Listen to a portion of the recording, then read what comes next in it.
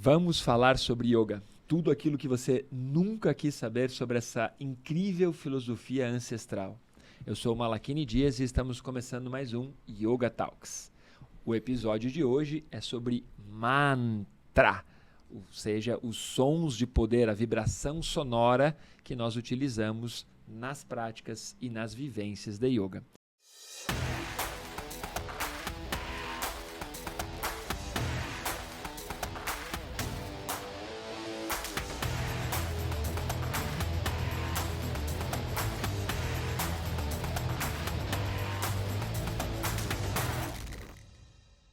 Para falar sobre esse tema incrível, eu convido a nossa queridíssima, que acabou de chegar da Califórnia, né, dos seus dias de férias, a nossa diva do autoconhecimento, a Fer Filippozzi.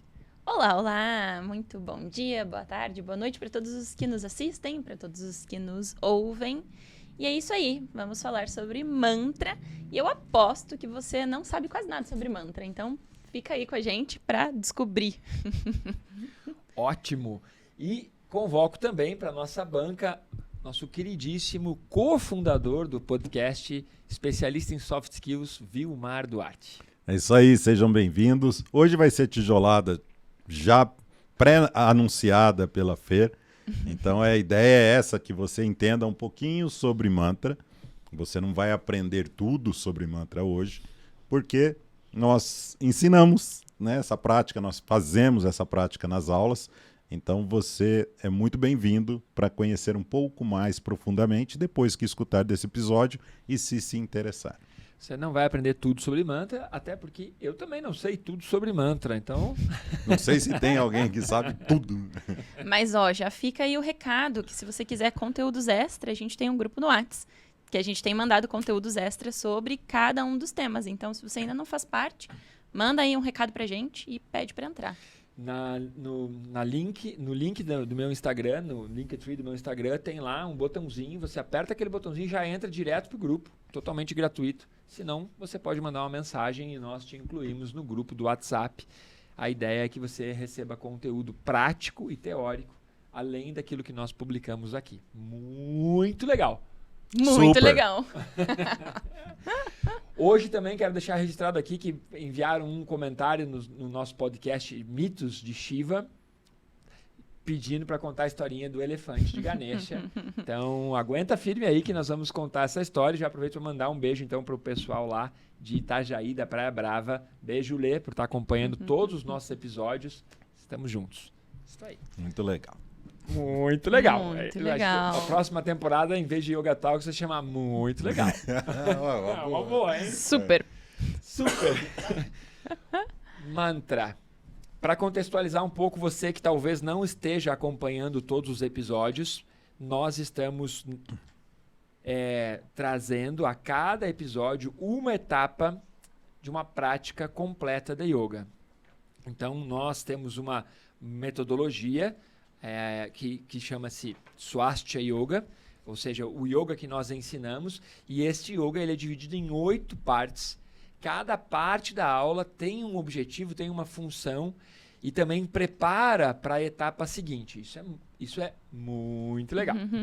Mas, então, claro que nem todos os tipos de yoga eles vão utilizar essas partes que nós estamos trazendo aqui no podcast. Tá? Então, você pode praticar algum tipo de yoga muito bom e que não tenha mantra. Ok, está correto. Você pode praticar algum tipo de yoga que, por exemplo, não tenha a parte do podcast passado, chamada puja, que é a gratidão, a oferenda. Tudo bem, porque cada tipo de yoga, cada linha de yoga, cada linhagem de yoga seleciona para sua prática aquilo, não apenas aquilo que lhe convém, mas aquilo que a fundamentação daquela linhagem preconiza como correto. Então, o mantra é uma parte da aula, ela pode estar presente na sua aula ou não, e existe um tipo de yoga só dedicado aos mantras, tá? Que nós conhecemos como Mantra Yoga, mas lá na origem era conhecido como Nada Yoga. Nada Yoga. Então, se você encontrar um livro de Nada Yoga, Shivananda tem livros escritos sobre Nada Yoga, você vai entender que é sobre mantra. Porque nada em sânscrito, também pode ser entendido como som, ou como vibração sonora. Então, quando nós estamos falando de Nada Yoga, estamos falando da vibração sonora ou do Mantra Yoga, tá? Então, vamos seguir. E mantra também, talvez você esteja mais familiarizado e tem esse preconceito em relação a mantra, porque é muito mais utilizado em rituais religiosos, espiritualistas.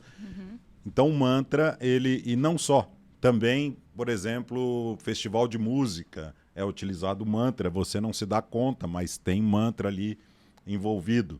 Então, o mantra, ele permeia a sociedade como um todo, justamente porque é isso, é um som. E o som, principalmente quando ele é repetido, ele tem essa intenção na sua origem ali de ter a repetição, aquilo vai provocando uma reverberação. E essa reverberação pode te causar diferentes estados emocionais.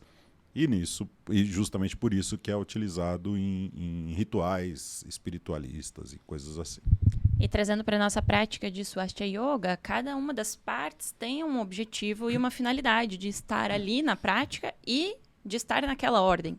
Então, o mantra, ele vem como a terceira parte da prática, logo antes dos pranayamas, porque o mantra tem como objetivo, através dessa ressonância do ultrassom, ele tem como objetivo ir fazendo uma limpeza dos nossos canais de energia. Então, é como se estivéssemos preparando o nosso corpo, desobstruindo canais de energia, para que quando a gente passe para os pranayamas, a gente já teve uma série inteira sobre pranayamas e vamos falar sobre eles no episódio seguinte, mas eles servem como forma de captar mais prana, mais energia.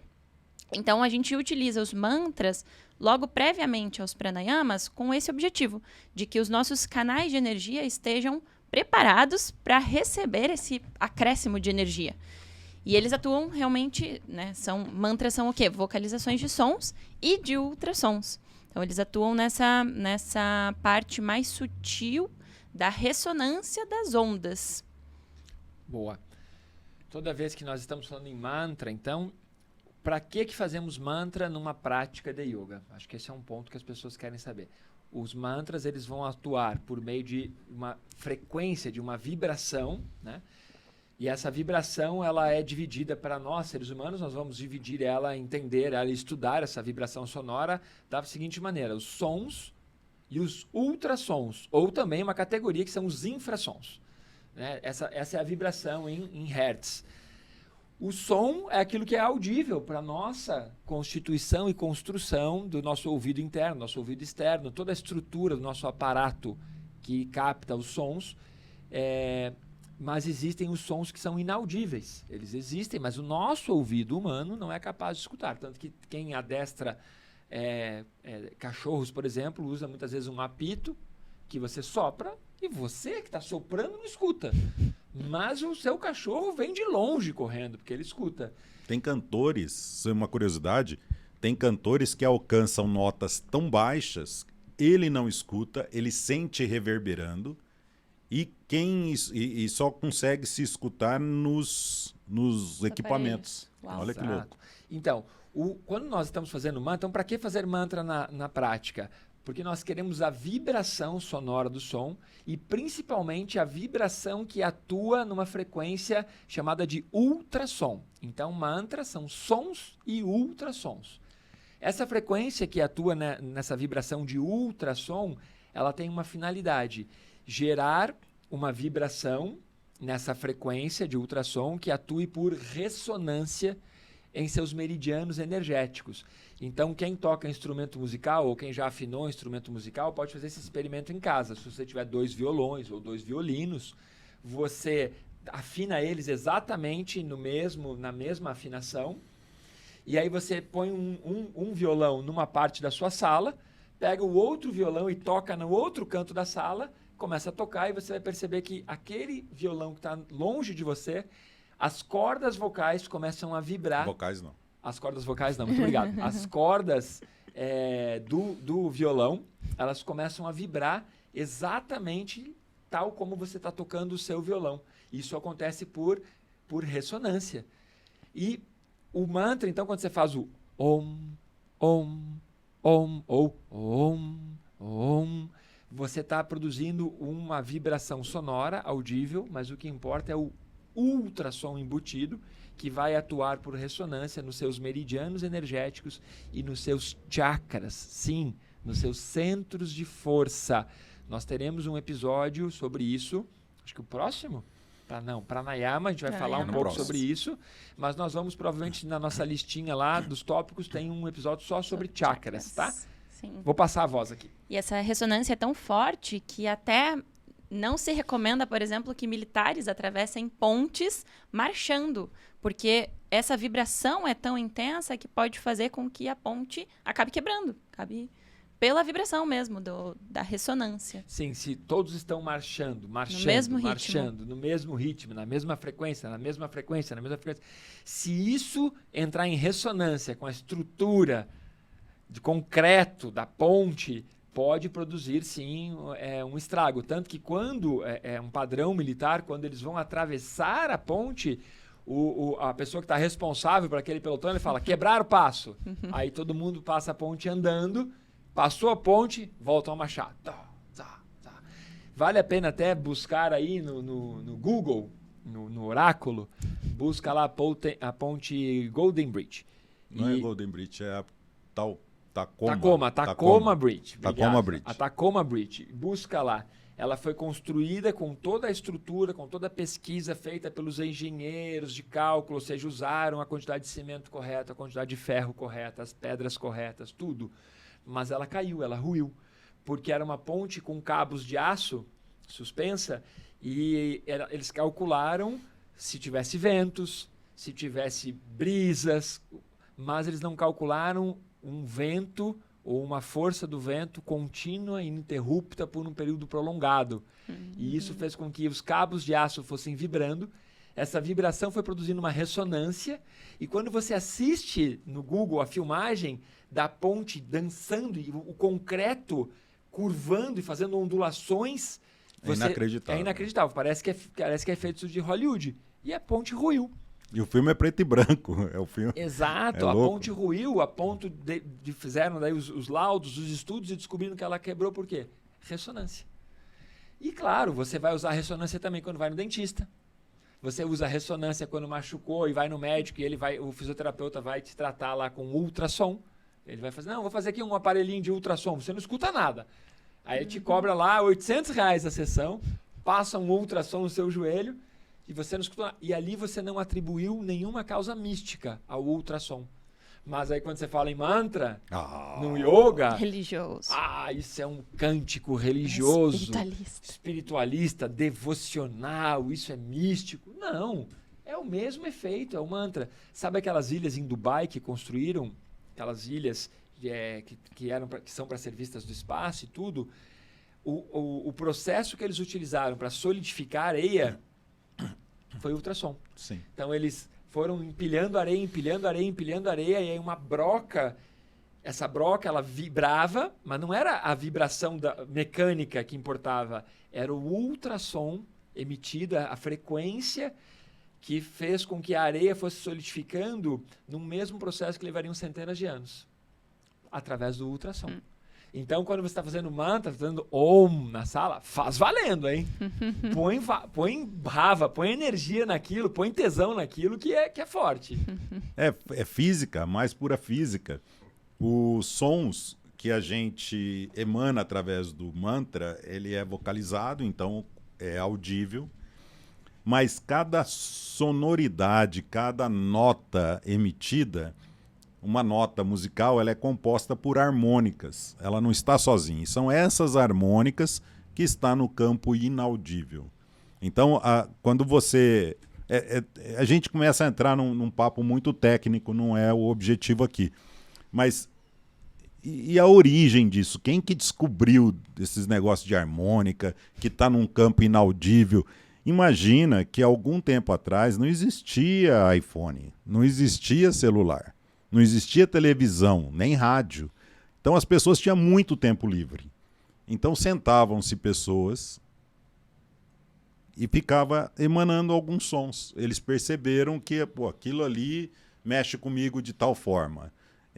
Isso daqui espanta o animal, não quer chegar perto. Então ele está escutando alguma coisa que eu não estou escutando.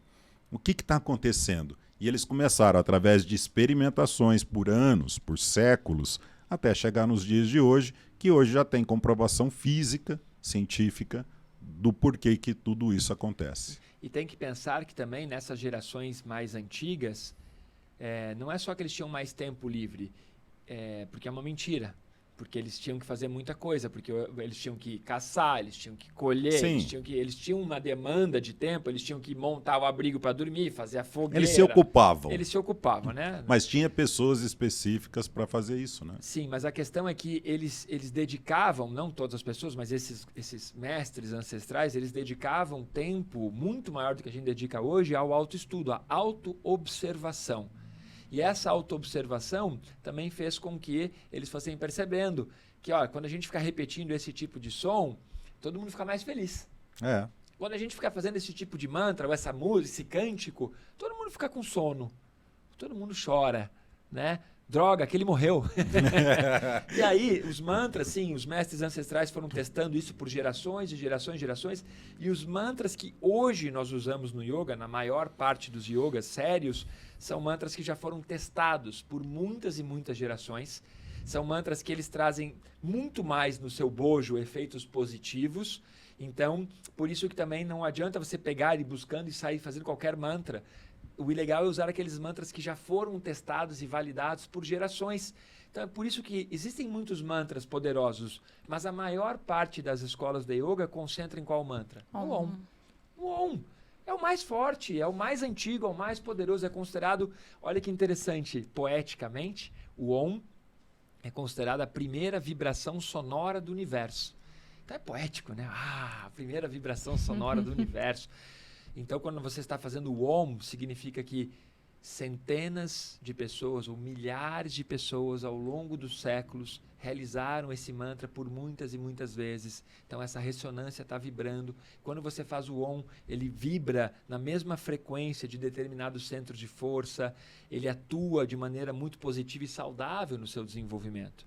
E isso que o Malakini trouxe é realmente também uma questão de alerta. Então, não saia fazendo mantras aleatórios sem conhecer, porque eles são poderosos, eles atuam por ressonância no nosso corpo e eles podem, se vocalizados da forma errada, eles podem ter efeitos negativos no corpo, inclusive. Então, não saia fazendo qualquer coisa que você viu na internet, que você nunca ouviu ou que você não tem, assim, uma referência de quem está te passando o mantra. Porque pode estar sendo vocalizado da forma errada e pode, sim, desequilibrar o seu corpo. Pode afetar de forma irreversível.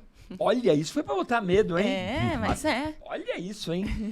Eu sinto que tem uma brincadeira que eu sempre faço, e que para você entender um pouquinho sobre os mantras, né? Primeiro que você já fez muitos mantras na vida mesmo sem saber, essa que é a verdade. Para quem é religioso, mais ainda, porque um dos mantras mais antigos e mais divulgados é em latim, né? Em nome do Pai, do Filho e do Espírito Santo, amém. É um mantra, um baita mantra, repetido. Quando você vai fazer um Pai Nosso, é um mantra, repetido. Para o mantra ter força e ter efeito, tem que ter esse fator cumulativo. Na repetição. Se fizer uma única vez, não aconteceu nada. Vai, pensa aí, você vai comer brócolis uma vez na vida. Ficou uma pessoa mais saudável? Não. Não Vou ter que voltar a comer. Troca. Talvez até teu corpo que não está acostumado com brócolis, talvez até você tenha um desarranjo. Então, a primeira vez que você fez uma mantra uma vez, não vai acontecer nada. Para ter efeito, você tem que fazer ele muitas vezes. E para ele ter efeito, também tem que estar sendo feito certo. Para quem gosta de tocar instrumentos musicais ou para quem tem videogame, vocês lembram de um videogame que chamava-se Guitar Hero? Então você conectava uma guitarra lá no seu videogame, ficava tocando na TV uma banda e você ia tentando acertar as notas musicais para passar de fase. Você tinha que ir apertando os botõezinhos e tocando a música junto. Se você errasse, o que acontecia? Nada. Porque o computador, o programa, não identifica aquela nota que você errou. Você não tocou aquela nota certa, então não aconteceu nada. Você não passou de fase. Você não morreu, você só não passou de fase. com o seu corpo é a mesma coisa. Se o mantra é X e você vocalizou XZ, o seu corpo não identifica aquilo. Então é como se você não estivesse fazendo nada. Então se pegar um mantra e estiver fazendo ele errado, é como se você não estivesse fazendo. Porque se você precisa da vibração do ultrassom para ele atuar no seu corpo, se você não está fazendo o ultrassom, o seu corpo não está captando aquilo, não está entrando em ressonância. Então, não acontece nada, simplesmente não acontece. Então, é por isso que quando você faz vários mantras para desenvolver os chakras, por exemplo, e aí você fez um mantra errado de todos esses, esse um que você fez errado significa que ele passou despercebido. Você não vai ter nenhum problema porque você fez ele errado. Na verdade, você talvez tenha algum tipo de problema porque você está desenvolvendo todos os chakras, menos aquele. Essa que é a questão. Que vai ficar ali... Né? Mais fraquinho. Mais como fraquinho. você ir para academia, aí seu personal ou seu professor monta uma baita série, mas por alguma razão, aquele um exercício você escolheu não fazer. Um deles. Vamos dizer que você escolheu fazer todos os exercícios de braço e de tórax, mas aí os de perna você não fez. O que acontece? Vai ficar com as pernas fraquinhas. Frangotinho. Então é isso, quando você não faz determinado mantra, a única coisa que aconteceu, ou se você fazer ele errado, é que você não desenvolveu aquilo que era para desenvolver. Não é que vai fazer mal. Acho que esse é um ponto bem interessante. Ele faz esse mal justamente por isso, né? Aí as tuas pernas quebram no meio do caminho. Você fica um frangote. Fica Um braço patola e o outro braço fraquinho. Tipo isso. Agora, vamos entrar um pouco nesse aspecto que as pessoas geralmente gostam, da mística dos mantras. Aí o cara entra lá no Spotify e tem um monte de mantras. Shiva, Shiva, Shambho, Hare Hare Krishna, um monte de mantras. Vou contar aqui um caso. Né? Eu estava na Praia Brava recente, talvez 2. Bom, quando você estiver escutando esse episódio, talvez já faça 3, 4 finais de semana. E eu saí do surf, sentei, e aí no guarda-sol do lado tinha uma galerinha jovem com aqueles pendrives eletrônicos, aqueles cigarros eletrônicos, um guarda-sol, uma galerinha super style, tatuados, bonitos, todos uma aparência legal, e uma maldita JBL tocando música. Tudo bem, porque estava tocando um reggae, eu falei, cara, quando é a música que você gosta, não te incomoda. E aí, de repente, entrou o quê? Um mantra. Na playlist aleatória dos caras. Eu olhei pro lado e falei, Shiva, Shiva, Shambho. Pô, ok, alguém tá praticando yoga. Eu olhei pro lado e, não. Estavam os caras ali na praia curtindo e rolando um mantra. Ou seja, alguém ali praticava yoga, talvez todos, e estavam naquela vibezinha curtindo. Mas por que eu trouxe esse assunto? Porque as pessoas geralmente associam os mantras a um cântico religioso, devocional. Então eu queria que vocês trouxessem essa luz. Eu acho legal primeiro distinguir também, porque existem diversos tipos de mantra, né? Então, mantra, em primeiro lugar, não é uma música. A ideia é que não seja uma música, justamente porque ele vai atuar na repetição ali os mantras mais fortes são de categoria japa, que é justamente uma única nota, uma única palavra que a gente fica repetindo. Mas existem mantras de categoria Kirtan, que são mantras que se aproximam um pouco mais de melodias. Eles têm melodias, têm um pouco mais notas musicais e podem ter ou contar uma história, ou às vezes ser mesmo uma alusão a alguma divindade. Por isso que eles trazem até esse aspecto mais religioso. E esses mantras, geralmente, eles têm um efeito extroversor. Os Kirtans têm esse objetivo de trazer essa alegria, trazer esse momento de, nossa, olha que legal. Então, acho que é legal começar distinguindo mesmo, que existem diversos tipos e categorias de mantras com objetivos distintos. Tem até 3 formas de você emanar o mantra. Né? A primeira é vocalizando, como nós estamos falando, que se aproxima a cantar. Então, uma pessoa desavisada que está vendo alguém vocalizando o mantra, fala, ele está cantando o mantra. Não é, ele está vocalizando o mantra.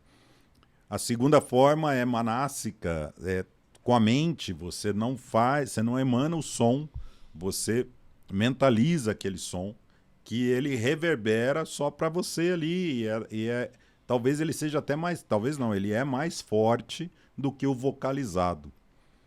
E o terceiro tipo é escrito, ele é o menos difundido, e ele tem uma outra finalidade, né? Ele tem uma finalidade da pessoa fazer aquela repetição não tem ultrassom, obviamente, emanando, mas a pessoa ela está escrevendo, ela está praticando a escrita. Talvez você tenha visto algum filme chinês ou japonês que a pessoa fica lá desenhando kanji, desenhando ideograma, para ele aprender a caligrafia. Era esse o grande objetivo. E nisso está embutido, ele tá repetindo um mantra, que é um símbolo, e isso ele vai mentalizando ao mesmo tempo. Então, existem essas 3 formas de emanar o mantra. Sim, a forma escrita é chamada de Likita mantra. Ele é muito utilizado porque você tenta escrever alguma coisa e enquanto está escrevendo, tenta pensar em outra.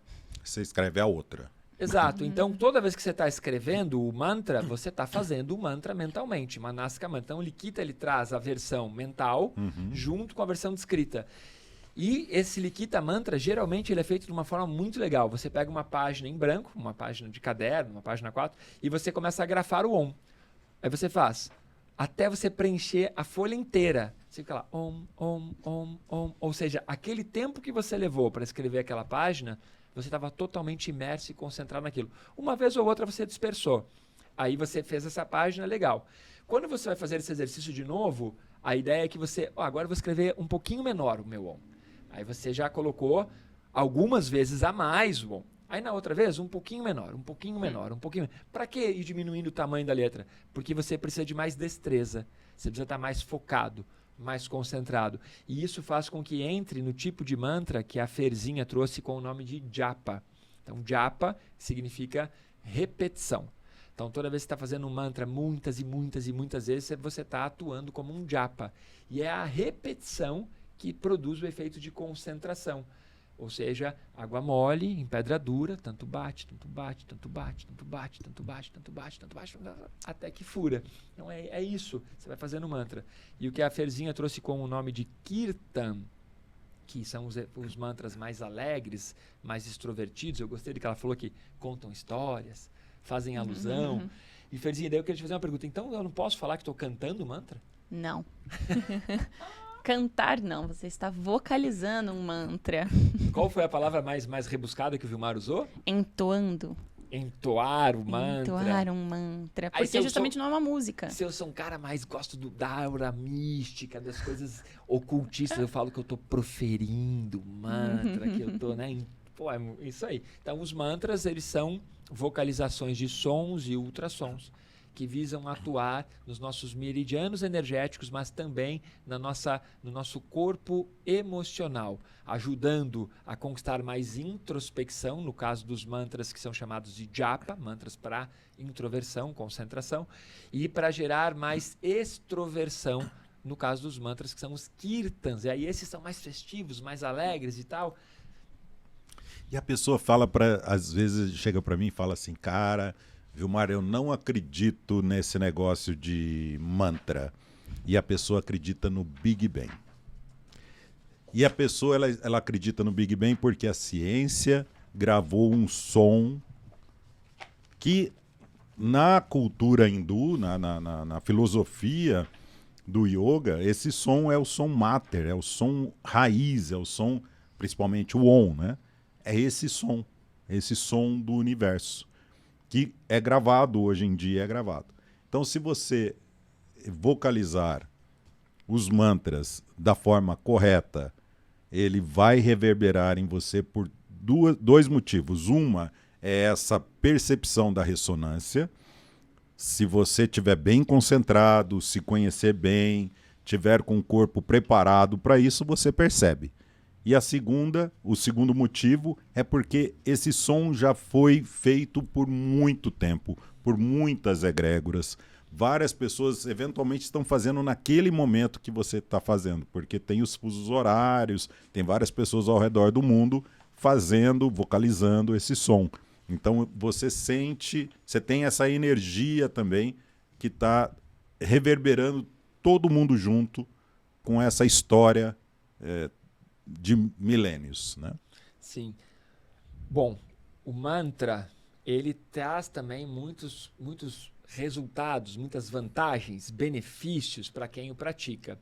E esses benefícios, por assim dizer, eles estão desde mudar o estado emocional, a gente sabe, né? Quem canta os males espanta. Pô, se você tá num dia triste, terminou um relacionamento, aconteceu, tá com algum parente querido hospitalizado, aí você entra no seu carro e põe uma playlist de músicas tristes, cara, você chora. Você se conecta com aquilo. Você se conecta com aquilo, você chora e lava a alma chorando.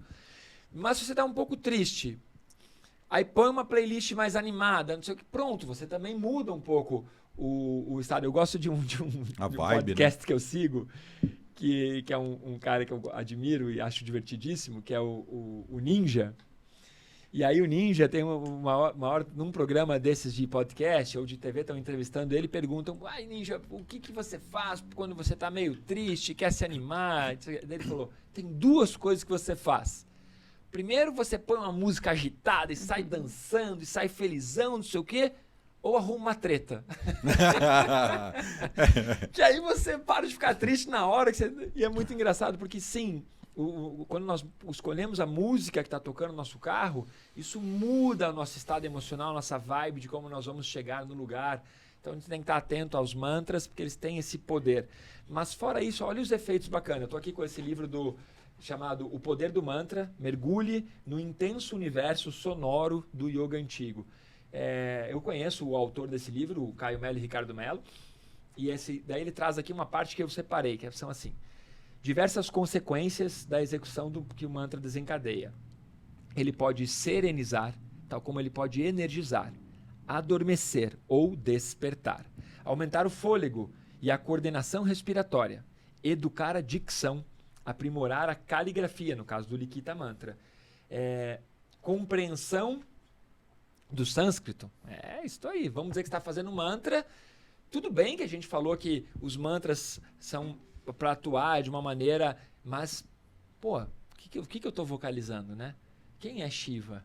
Quem é Ganesha? Quem é Ganesha? Não vamos esquecer. Olha o mantra. Ganesha, Sharanam, Sharanam, Ganesha. E aí fica Ganesha, Sharanam, Sharanam. Vamos lá. Melhorar a saúde ou até mesmo matar. Ai, hein? Sim, se você for estudar as artes marciais, você vai perceber que muitas artes marciais, junto com os golpes ou junto com os treinos, eles fazem alguns mantras para trabalhar essa questão da energia. Então, como é que o mantra trabalha a dicção? Então, já imaginou você que tem dificuldade de falar em público, de oratória, de tudo. Aí você chega na sua aula, tá lá fazendo aula com a diva do autoconhecimento, com a Ferzinha, e a Ferzinha puxa da cartola um mantra todo em sânscrito que você não faz a menor ideia de como vocalizar. E aí tem lá na turma 30, 40 pessoas e ela começa a vocalizar aquele mantra. Você olha para um lado, vou ter que fazer, tô aqui. E aí você começa a treinar seu sânscrito, começa a treinar dicção, começa a treinar exposição em público. E aí você percebe que, droga, não está conseguindo vocalizar o mantra porque não tem capacidade pulmonar suficiente ou porque está respirando na hora errada. Então, o mantra vai treinar dicção, capacidade pulmonar. Tem um tipo de mantra chamado Ekaswara. A gente faz pouquíssimo, até vou passar numa das próximas aulas. O mantra Ekaswara é assim. Você tem o mantra, todas aquelas 55 mil palavras do mantra, e aí você inspira, e aí você tem que tentar vocalizar ele até o fim nesse único fôlego. É um treinamento de mantra no formato Ekaswara. E você vai vocalizando o mantra até o fim. No início, você escolhe um mantra curtinho. É melhor, né? Claro! Você faz um mantra curtinho lá. Hariom. Né? Dá para fazer um fôlego. Aí você vai acrescentando dificuldades e vai fazendo mantras cada vez mais complexos até que você consiga fazer uma volta inteira no mantra num único fôlego. Um treinamento de mantra junto com um treinamento de capacidade pulmonar. Show. Muito legal. Muito. Agora conta a história de Ganesha para dar um fechamento. A ampulheta já encerrou. Bom, já completamos nossos 30 minutinhos. Vamos a esse pedido aí das mensagens. Afinal de contas, a gente pede para você participar. Mande perguntas, dúvidas, compartilhe também. Curta. Se inscreva no nosso canal, acesse nossas redes sociais. Bom, Ganesha, né? Ganesha na mitologia hindu, Ganesha é considerado um dos filhos de Shiva. E na mitologia hindu, então, a gente tem que entender que as histórias elas são contadas para trazer reconstruir uma imagem de como seria Shiva, de como seria Ganesha, dos poderes atribuídos a esses personagens. Ganesha é um dos filhos de Shiva E reza a lenda, a mitologia, que Shiva subiu os Himalaias para meditar. E ele ficou meditando nas montanhas por um período prolongado. Aí você pensa, algumas horas. Não, na mitologia essas algumas horas simbolizam semanas, meses, anos, décadas. Shiva foi lá, sentou para meditar e ficou meditando por um período que na mitologia não é precisamente descrito, mas para você entender quanto tempo foi. Quando Shiva voltou para casa, ele, ao chegar em casa, tinha um homem já adulto na porta de casa, e esse homem estava lá na porta de casa, e dentro da casa estava Parvati, a mãe desse homem que estava na porta. Shiva foi tentar entrar. Imagine você passar décadas no alto das montanhas meditando. Qual é a aparência que você volta? Barba feita, cabelo cortado, bem arrumado, cheirosinho, limpinho. Não, quando ele viu esse estranho, um sadhu, né? Quase uma aparência talvez de um mendigo, assim, né? Voltando para casa, o Ganesha impediu a entrada desse homem em casa. Não sabia que esse cara era Shiva e que esse cara era o esposo de Parvati, da mulher que estava dentro de casa, e por consequência o pai de Ganesha. Ou seja, quando Shiva saiu para meditar, Parvati estava grávida de Ganesha, mas eles não sabiam, ele foi meditar e quando voltou, Ganesha estava lá. E Ganesha, para proteger a mãe, impediu a entrada de Shiva em casa. E aí Shiva é o cara na mitologia hindu. Ele falou, você não vai deixar eu entrar em casa? Sacou a espada e cortou a cabeça de Ganesha. O Ganesha caiu morto ali e ele entrou tranquilamente em casa. Imagine, vou ver a minha esposa, vou ver Parvati aqui, entrou em casa. Quando ele entrou em casa e Parvati viu o Ganesha caído morto, Parvati ficou furiosa com Shiva, furiosa, e disse, era seu filho, você acaba de matar o seu filho, como é que você fez isso? Dá um jeito nisso agora, você não é o Deus mais poderoso do mundo. E aí Shiva teve que resolver aquilo, né? Afinal era filho dele, mas principalmente não era um pedido, era uma ordem de Parvati. Parvati que mandava, era essa que é real. Na cultura matriarcal, ela que era a dona de todos os poderes. E aí Shiva falou para ela, não se desespere. O primeiro animal que passar aqui caminhando para o norte, eu corto-lhe a cabeça e devolvo a vida ao seu filho, ao nosso filho. E o primeiro animal que passou caminhando para o norte foi um elefante. Tadinho do elefante, né? Foi sacrificado. E aí Shiva sacou-lhe a espada, cortou a cabeça do elefante, fez lá sua mandinga, juntou o corpo do Ganesha com a cabeça de elefante, fez lá seus salamalecos e deu a vida novamente ao filho que era Ganesha. E por isso que na mitologia hindu e muito dentro dos cenários do yoga, você vai ver pessoas com uma camiseta em que tem lá um ser humano um pouquinho mais baixinho, um pouquinho mais gordinho, com a cabeça de um elefante. É Ganesha, filho de Shiva. Por trás dessa lenda tem todo um monte de simbolismos. O primeiro simbolismo é contar o quanto Shiva era poderoso. Ele tirou a vida, mas ele devolveu a vida. Outra coisa que está por trás da história, que quando é para meditar, não é fazer um minutinho. Vai meditar. Vai meditar. E para mostrar isso. E por que o animal tinha que estar caminhando para o norte? Que desgraça é essa da história? Porque o norte simboliza que está norteado. Se ele pegasse alguém que não estivesse indo para o norte, ia estar desnorteado. Ele não ia colocar a cabeça de alguém desnorteado, ou seja, desorientado, para trazer a vida do filho. Então é interessante perceber que junto dessa lenda, dessa fábula, nós temos vários indicativos para mostrar. E claro que essa história toda, ela é contada de uma maneira também que você tem que pensar, lúdica. Como é que eu conto uma historinha para uma criança de que Shiva era poderoso, de que ele tinha o poder da vida, ele meditava, ele era o cara? Pô, vamos contar uma historinha assim. Então, é uma mitologia, né? Não é que, nossa, então Shiva malvado matou o próprio filho, né? E tudo mais. E é claro que por trás disso tudo tem várias interpretações, né? Tipo, poxa, será mesmo que era filho de Shiva, né? O cara foi embora, voltou, a Parvati estava com um filho que não sabia que era dele. Várias coisas, mas na mitologia hindu a gente tem que entender que todas essas lendas são para reforçar uma referência de que Shiva era extremamente poderoso. E a outra referência de que Parvati, ela realmente, ela que mandava, ela que trabalhava todas essas questões de vitalidade, de energia. Na mitologia hindu existe um ensinamento que diz que Shiva sem Shakti, ou seja, Shiva, sem a Parvati, no caso, ele é um cadáver, é um ser humano morto. Porque ele precisa da energia, dessa energia feminina para fazer as coisas acontecerem, as coisas andarem, tudo. Então essa é a lenda de Ganesha. Eu não vou contar a minha interpretação dessa história, que é uma deturpação aqui que não cabe no podcast, mas qualquer hora, pessoalmente, ou num podcast só de deturpações do yoga. A gente pode gravar um episódio só, deturpações dos mantras, deturpações do yoga. Aí a gente estraga tudo e torna tudo também um pouco mais divertido, né? É isso, Ganesha é esse cara. Que legal. Muito legal. Super. Curta, comente, compartilhe e nos encontramos no próximo episódio. Um abraço.